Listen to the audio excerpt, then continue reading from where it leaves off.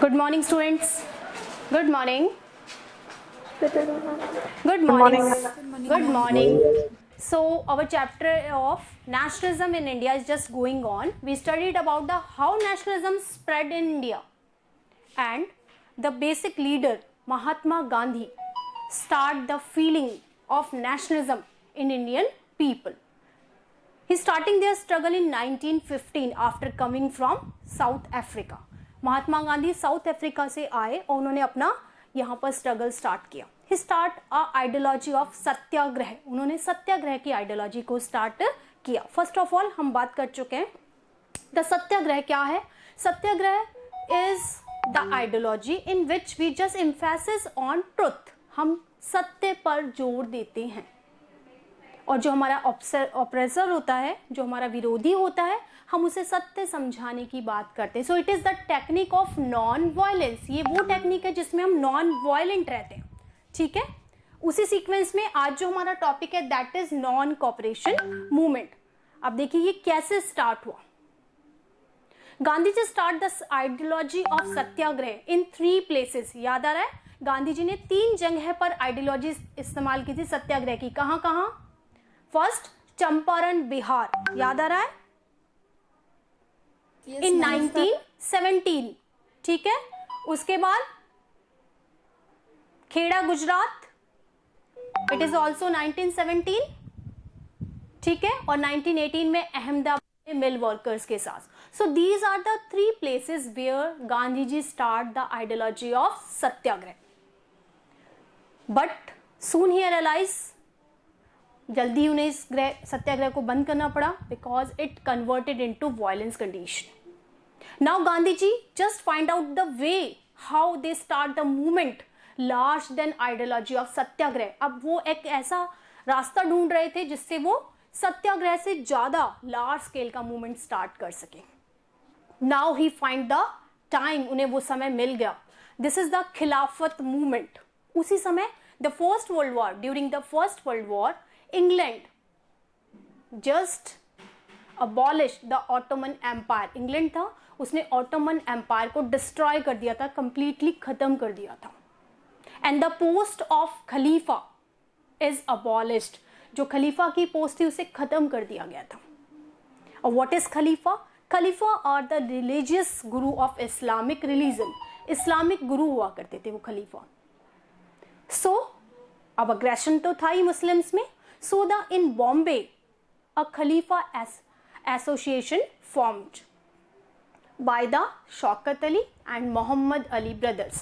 2 brothers थे. उन्होंने मुंबई में एक एसोसिएशन बनाई, खिलाफत एसोसिएशन, ताकि वो इंग्लैंड का विरोध कर सके. Now Gandhi ji take a chance. यहां गांधी जी को एक चांस मिल गया to take Muslims and Hindu on a same umbrella, ताकि उन दोनों को वो मिलाकर फ्रीडम स्ट्रगल कर सके. तो गांधी जी को एक ऐसा चांस मिला जहां पर वो हिंदू और मुसलमानों को एक साथ लेकर फ्रीडम स्ट्रगल कर सकते थे. So in support of Khilafat movement Gandhi ji starts the non cooperation movement. Gandhi ji ने खिलाफत मूवमेंट के सपोर्ट में नॉन कॉपरेशन मूवमेंट स्टार्ट किया. Now what is non cooperation movement. Non cooperation movement है क्या. In our book Hind Swaraj, अपनी किताब हिंद स्वराज में महात्मा गांधी ने नॉन कॉपरेशन का मतलब बताया कि जो ब्रिटिश रूल है it is exist in India due to. Bharat में जो ब्रिटिश रूल है वो क्यों है. Because of support of Indians. क्योंकि हम इंडियंस उसे सपोर्ट कर रहे हैं, इसलिए भारत में ब्रिटिश रूल है. If we non cooperate with Britishers, अगर हम ब्रिटिशर्स के साथ कॉपरेट ही नहीं करें, how they run their administration. ठीक है. गांधी जी का मानना क्या था कि हम 36 करोड़ भारतीय हैं, उस पे मात्र 8 से 10 हजार ब्रिटिशर्स राज करते हैं, क्योंकि हम उन्हें सपोर्ट करते हैं. If we don't support the administration, definitely they don't run the administration work. तो वो अपना एडमिनिस्ट्रेशन नहीं चला पाएंगे. यहां तक समझ में आ गया बेटा आपको. आप देखिए यहाँ पर आपको यहाँ पे नोट करना है क्योंकि 1 वर्ड क्वेश्चंस आते हैं. देखिए what is the name, title name of the Mahatma Gandhi book. His famous book is Hind Swaraj. 1 word में आप याद रखेंगे Gandhi's famous book is Hind Swaraj.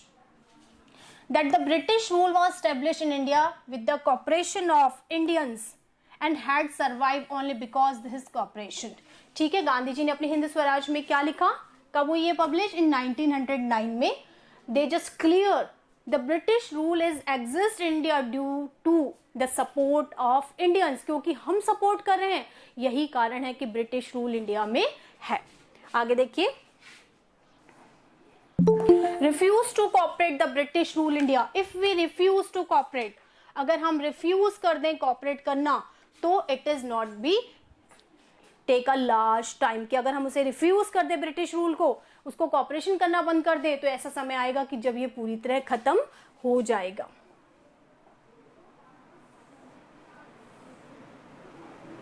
Now the government start the non-cooperation movement. ठीक है, अब ये नॉन कॉपरेशन मूवमेंट कैसे स्टार्ट हुआ. First of all the Gandhi return their title. Gandhi ji ने अपना जो टाइटल था वो वापस दे दिया. जो उन्हें ब्रिटिश गवर्नमेंट ने टाइटल दिया था, उन्होंने अपना वो टाइटल, जो उपाधि दी थी उनको, उन्होंने वो वापस सरेंडर कर दी. उसी समय मोस्ट ऑफ द स्टूडेंट्स, जो बच्चे थे, चाहे वो स्कूल में थे, कॉलेज में, they just boycott the British organisation. यानी अगर ब्रिटिश स्कूल है और ब्रिटिश कॉलेज है तो उन्होंने उसका बायकॉट किया. Same time the teachers, the educationists also boycott the school and educational organizations. उन्होंने भी क्या किया, इसका बायकॉट किया. the lawyers ने क्या किया, जितने भी लीगल वर्क थे उनको खत्म कर दिया, उनका बॉयकॉट किया. तो this is the event which spread on large scale but in the only middle class gentry. क्योंकि सबसे ज्यादा एलाइट जो पीपल थे उन्होंने इसे सबसे ज्यादा सपोर्ट किया. देखिए, non cooperation movement become a movement. Gandhi ji proposed that movement should be unfold in stages. It should begin with the surrender of title of the government avoided. सबसे पहले गांधी जी ने स्टार्टेड किया मूवमेंट. कैसे, उन्होंने अपना जो टाइटल उन्हें मिला था वो रिटर्न गवर्नमेंट को. And boycott of civil services, army, police, courts and legislative council, schools and foreign goods. और लोगों ने कैसे अपोज किया कि उन्होंने फॉरेन गुड्स को यूज करना बंद कर दिया. स्टूडेंट ने, टीचर्स ने, एजुकेशनिस्ट ने, लॉयर्स ने ब्रिटिश ऑर्गेनाइजेशंस का यूज करना बंद कर दिया गया. In case the government use repression, a full civil disobedient campaign would be launched. Through the summer of 1920, Mahatma Gandhi and Shaukat Ali toured extensively, mobilizing popular support for the movement. उसी समय, क्योंकि गांधी जी किसके support में काम कर रहे थे, खिलाफत मूवमेंट की सपोर्ट में. That's why the Mahatma Gandhi and Shaukat Ali visited the areas. उन्होंने उन एरियाज का विजिट किया ताकि ये जो मूवमेंट है वो बहुत अच्छी तरह से स्प्रेड आउट हो सके.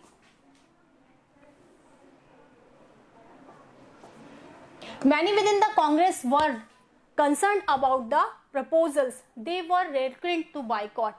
लेकिन प्रॉब्लम क्या थी कि कांग्रेस में इस समय एक सिचुएशन आ गई कि some were the supporter of the boycott and some were not. क्योंकि उस समय लेजिस्लेटिव असेंबली के इलेक्शन भी होने वाले थे. ठीक है, तो कुछ जो कांग्रेसी थे वो तो चाहते थे कि वो इलेक्शन में पार्टिसिपेट करें, लेकिन सिविल डिसओबीडिएंट मूवमेंट चल रहा था तो वो उन्हें बाइकआउट करना पड़ता. तो कुछ लीडर्स तो महात्मा गांधी के सपोर्ट में थे, लेकिन कुछ लीडर महात्मा गांधी के सपोर्ट में नहीं थे. दे वर reluctant to boycott the council election scheduled on November 1920. क्योंकि नवंबर में इलेक्शंस होने वाले थे तो वो नहीं चाहते थे कि वो उसका बाइकआउट करें. And they feared that the movement might lead the popular violence. और उनको लगता था कि अगर ये मूवमेंट ऐसे चलता रहा तो हो सकता है इससे वायलेंस, हिंसा भी हो जाए.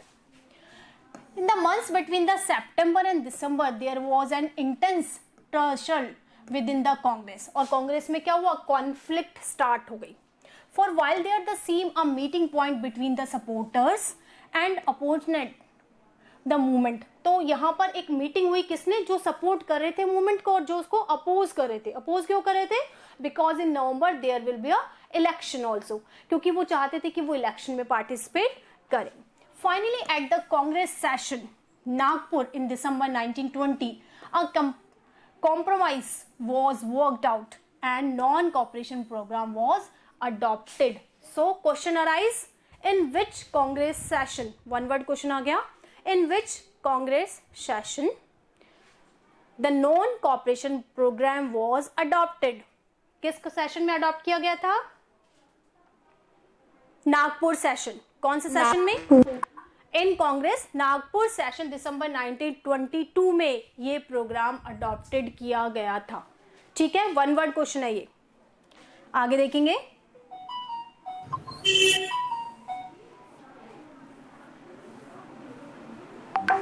Now, 1920 में this movement was started under the Nagpur Congress session. Okay?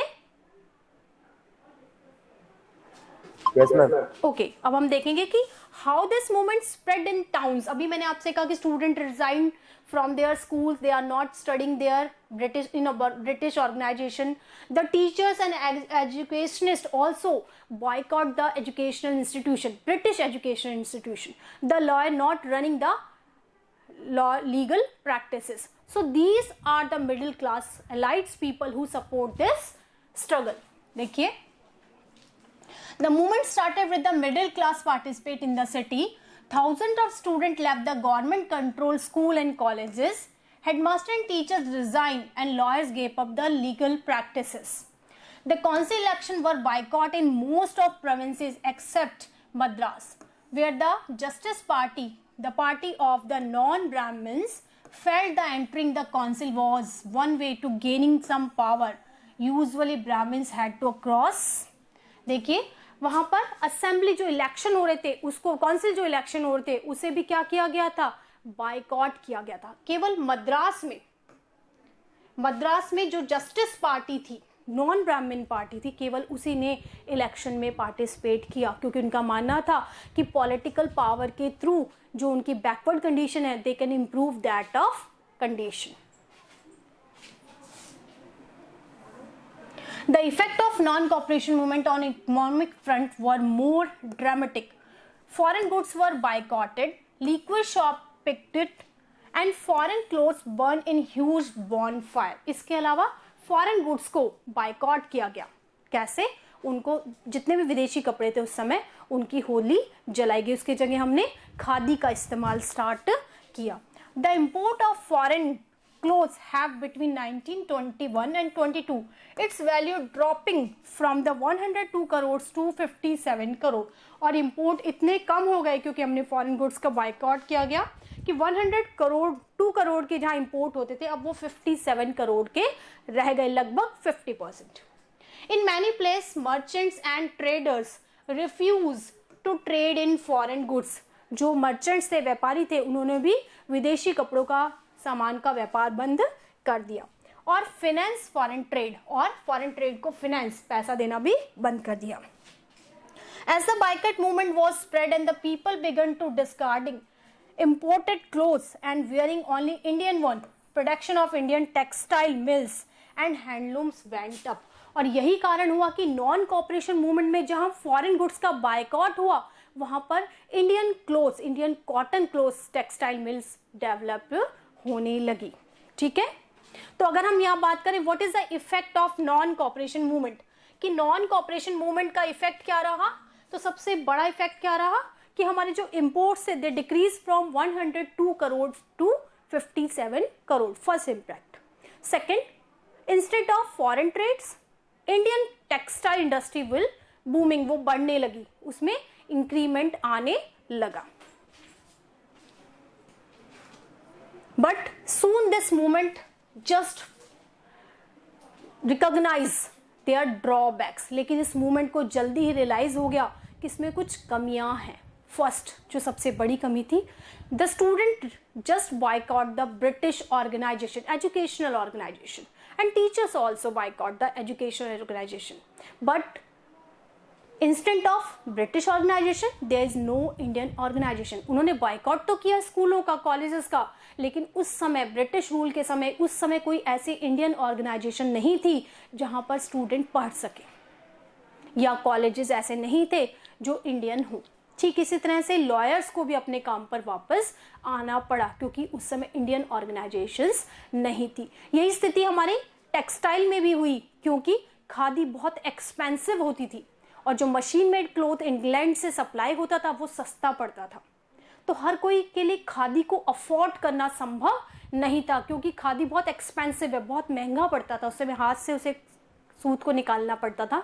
तो खादी के एक्सपेंसिव होने के कारण जो फॉरेन गुड्स हैं उसके कंपटीशन में खादी ज़्यादा लंबे समय तक नहीं रह पाई। ठीक है, फेलियर्स देखेंगे। But this movement gradually slow down for a variety of reason, लेकिन जल्दी ये मूवमेंट स्लो डाउन होने लगा। क्यों?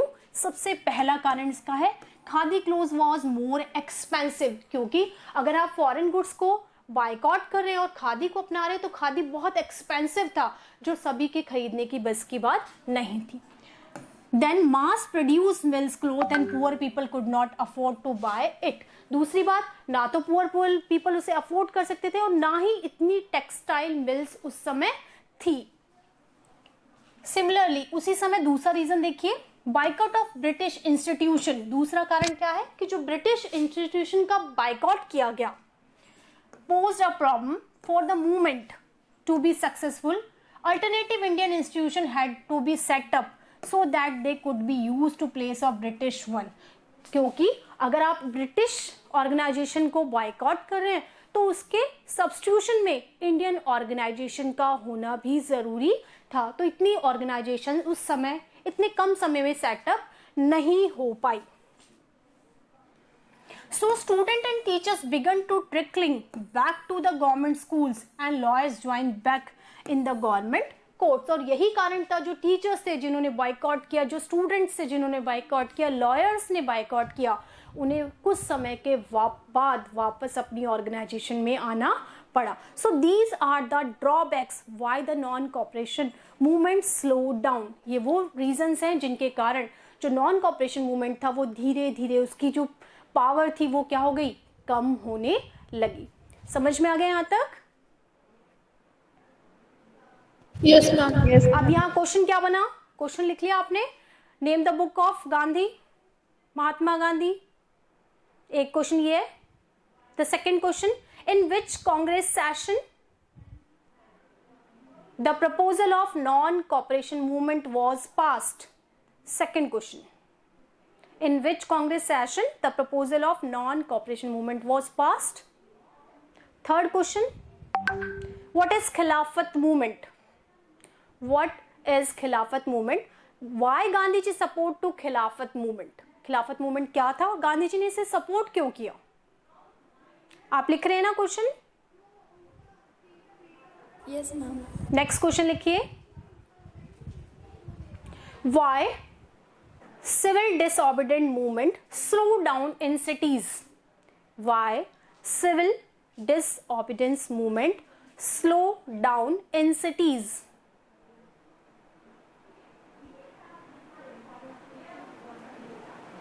Next question लिखिए, what is civil disobedient movement?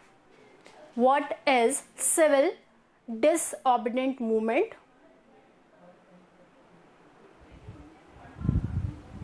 What are the key features of this movement?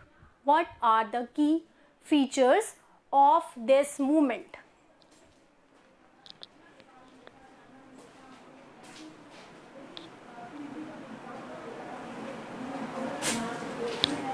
लिख लिया?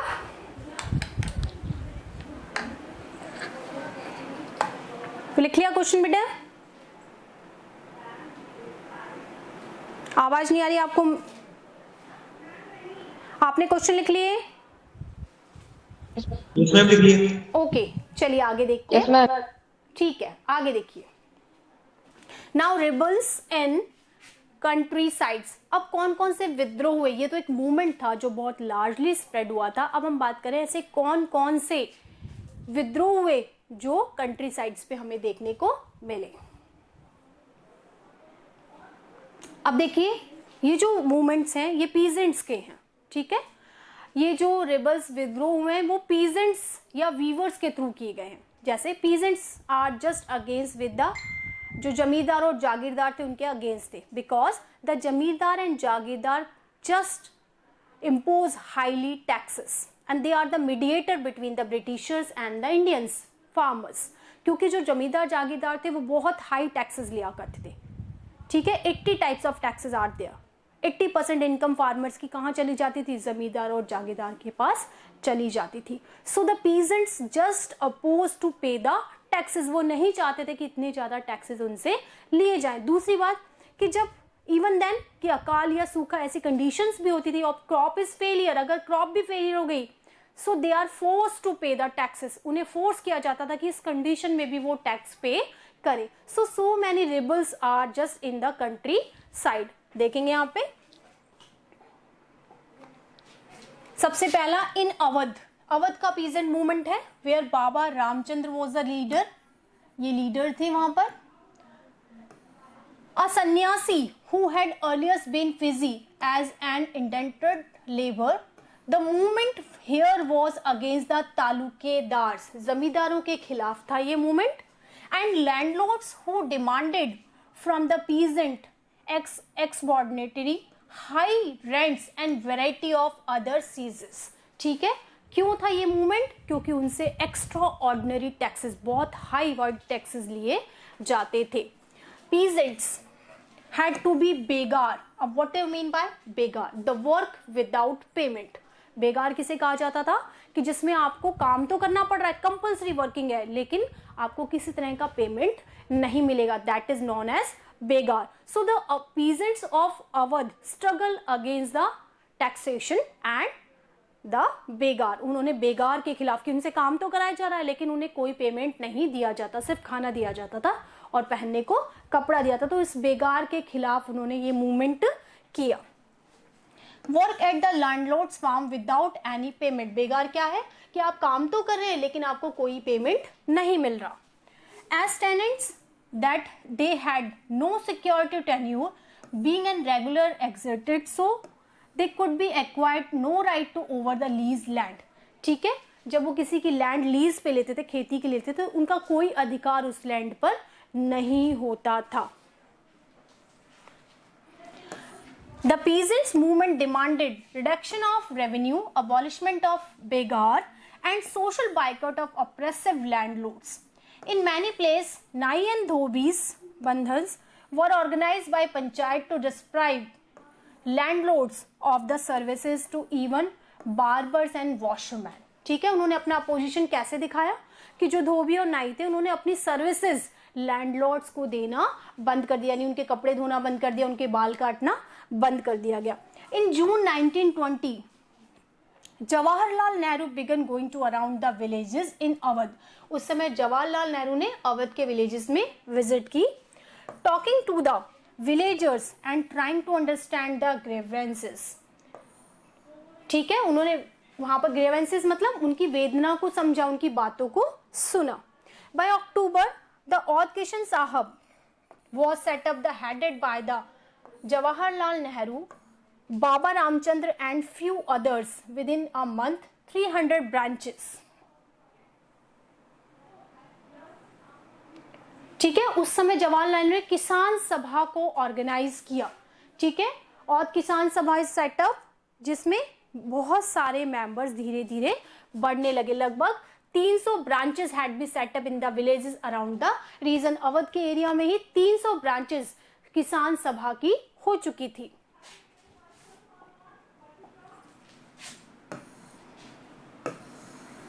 So when the non-cooperation movement began the following years, the efforts of the Congress was to integrate the Awadh peasant struggle into the wider struggle. और यही कारण था कि जब non cooperation movement चल रहा था उस समय कांग्रेस ने अवध के पीजेंट मूवमेंट को बहुत सपोर्ट किया.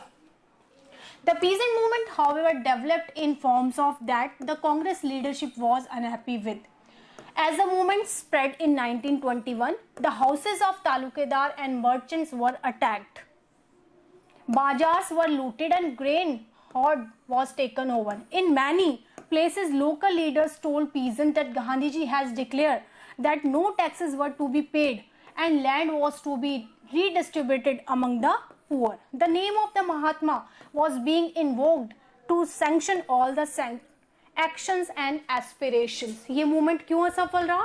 क्योंकि कुछ लोगों ने इसमें गांधी जी का नाम लिया, कांग्रेस के लीडर्स इससे नाराज हुए क्योंकि उन्होंने क्या किया, उन्होंने गांधी जी के हिसाब से क्या कहा कि you don't pay any type of taxes. यानी ये जो मूवमेंट था वो एक बहुत ही पीसफुल मूवमेंट था, लेकिन धीरे धीरे ये वायलेंट होने लगा क्योंकि पीजेंट्स नाउ उन्होंने अप्रोच करना शुरू कर दिया, किसे, तालुकादार्स को, उनका सर्विसेज देना बंद कर दिया गया। और महात्मा गांधी के बिहाफ पर उन्होंने डिक्लेयर किया कि there is no need to pay the taxes and land will be redistributed. उन्होंने महात्मा गांधी के बिहाफ पर कहा कि लैंड को रीडिस्ट्रीब्यूटेड किया जाएगा। So some leaders were against this movement. तो गांधी जी क्या, क्योंकि इसमें नाम यूज हुआ, तो कांग्रेस के कुछ लीडर इस मूवमेंट के खिलाफ रहे।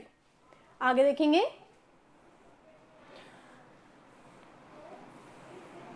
सो फर्स्ट क्या आएगा यहाँ पे, क्वेश्चन क्या बना, right a short note on peasant movement of Awadh. Awadh के पीजेंट मूवमेंट पे आपको शॉर्ट नोट यहां पर लिखना है। लिख लिया आपने question? Right a short note on Awadh peasant movement, लिख लिया? क्वेश्चन लिख लिया आपने? Yes ma'am. ओके, नेक्स्ट देखिए, दूसरा जो रिबल था, विद्रोह था, वो किसका था? नेक्स्ट जो अपन देखते हैं, ट्राइबल पीजेंट मूवमेंट है, ये जनजाति इलाके में हुआ। The message of Mahatma Gandhi and the idea of swaraj yet another way in the Gudem hills of Andhra Pradesh. ये आंध्र प्रदेश का एक इंस्टेंट है। पहला पीजेंट मूवमेंट हमने कहाँ देखा था? अवध में देखा था। और ये जो मूवमेंट है वो कहां पर है? आंध्र प्रदेश के ट्राइबल एरिया में है। For instant a militant guerrilla movement, ये क्या है? एक गोरेला मूवमेंट था। निधि इतना लेट क्यों आए बेटा? निधि,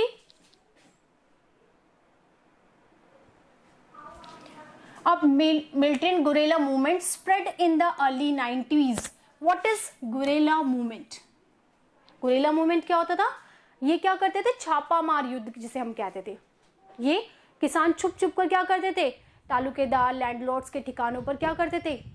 आक्रमण किया करते। तो this is the guerrilla military war, क्योंकि वो वेपन्स का यूज कर रहे हैं, तो that is guerrilla military war. Not a form of struggle that Congress could be approved. तो ये जो स्ट्रगल था वो अप्रूवल नहीं था जो कांग्रेस ने अप्रूव किया, क्योंकि कांग्रेस क्या थी? नॉन वायलेंस थी। और ये क्या था? मिलिट्री विद्रोह था। तो कांग्रेस ने इसको अप्रूव नहीं किया। As in other forest regions, the colonial government has closed the last forest area। अब ये विद्रोह क्यों हुआ? क्योंकि अवध का विद्रोह तो आपने देखा बेगार के खिलाफ था और टैक्सेशन के खिलाफ था। लेकिन ये ट्राइबल्स ने क्यों विद्रोह किया? क्योंकि गवर्नमेंट ने फॉरेस्ट एरिया को बैन कर दिया था कि वहां से ना तो आप अपने एनिमल्स को चरा सकते हैं, ना वहां से कलेक्शन ऑफ वुड, आप लकड़ी का कलेक्शन कर सकते हैं। तो आपको पता है आदिवासी तो बेसिकली किस पे डिपेंड करते थे? फॉरेस्ट पर। They collecting the firewood from their side, they grazing their animal their side, वो फॉरेस्ट में अपने एनिमल्स को चराते थे। So the tribal against the British policy, तो वो ब्रिटिश पॉलिसी के खिलाफ हो गए। Preventing people from entering the forest to graze their capital, क्योंकि गवर्नमेंट ने क्या किया था? बैन कर दिया था कि वो फॉरेस्ट एरिया में अपने कैपिटल्स, अपने कैटल्स ग्रेजिंग नहीं करेंगे। और to collect the fuel wood, और ना ही लकड़ियां कलेक्ट करेंगे, and the fruits. So the, इसीलिए ट्राइबल्स क्या हुए थे? नाराज हो गए थे। This enraged the hill people, not only were their is livelihood affected but they felt their traditional right were being be denied. क्योंकि वो नाराज क्यों हुए? क्योंकि उनका एक तो लिवलीहुड, जीविका छूट गई थी, दूसरा कि उनका जो राइट था फॉरेस्ट पे वो धीरे धीरे खत्म हो रहा था।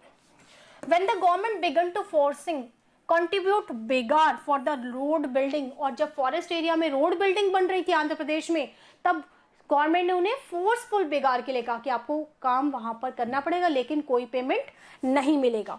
द हिल पीपल रिवोल्टेड, इसीलिए उन्होंने इसका विरोध किया। The person who came to lead them was interesting figure. Alluri Sitaram Raju claimed that he had a variety of special power। जो इस लीडर था, इस मूवमेंट का लीडर था, दैट इज सीताराम राजू। लेकिन उसने अपने आप को क्या कहा कि I am having a so much spiritual power, कि मेरे पास बहुत ज्यादा पावर है।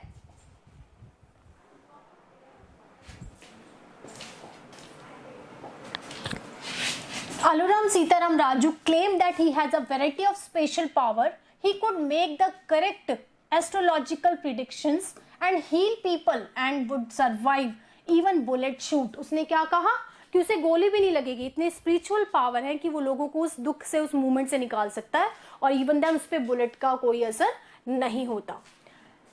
Captivated by the Raju, the rebels proclaimed that he was an incarnation of God. इस तरह से उसे क्या माना, भगवान का एक प्रतिरूप मान लिया गया. Raju talk to the greatness of the Mahatma Gandhi. Raju क्या करता था, महात्मा गांधी के बारे में, ग्रेटनेस उनके बारे में बात करता था. Said he was inspired by the non-cooperation movement and persuaded people wear khadi. क्यों इंस्पायर्ड था, क्योंकि उसे लगता था कि महात्मा गांधी इंडियन कल्चर को सपोर्ट कर रहे हैं, तो उन्होंने खादी को प्रिस्क्राइब किया, उन्हें लोगों को खादी पहनने पर जागरूक किया. And gave up drinking, but the same time arrested by the Indian liberated only the use of forces. लेकिन जल्दी उसे गिरफ्तार किया गया. Not non-violence. The Gudam Hill rebels attacked police stations, attempt to kill British officers, carried on guerrilla warfare to achieving the Swaraj. क्योंकि ये movement कैसा था, मिलिट्रियन मूवमेंट था. वो पुलिस स्टेशन पे आक्रमण करते थे, पुलिस ऑफिसर्स पे आक्रमण करते थे. ठीक है. Raju was captured and executed in 1924 and over time become a folk hero. इसलिए उसे वहां का लोक हीरो कहा जाता है, लेकिन जल्दी उसे पकड़ लिया गया और उसे सजा दी गई. तो ये कौन सा मूवमेंट हो गया, पहला हमने पढ़ा पीजेंट मूवमेंट और अवध, और ये मूवमेंट हो गया आंध्र प्रदेश का ट्राइबल मूवमेंट. तो यहाँ भी आप क्वेश्चन लिखेंगे, right a short note on tribal movement of Andhra Pradesh. Okay, लिख लिया question. Write a short note on tribal movement of Andhra Pradesh. लिख लिया क्वेश्चन? Yes, ma'am. ठीक है. Now you just write down all the answers in your notebook. ये सारे extra question के answer अपनी नोटबुक में लिखेंगे. ओके? ओके, आज इतना ही करेंगे. Have a nice day. Thank you.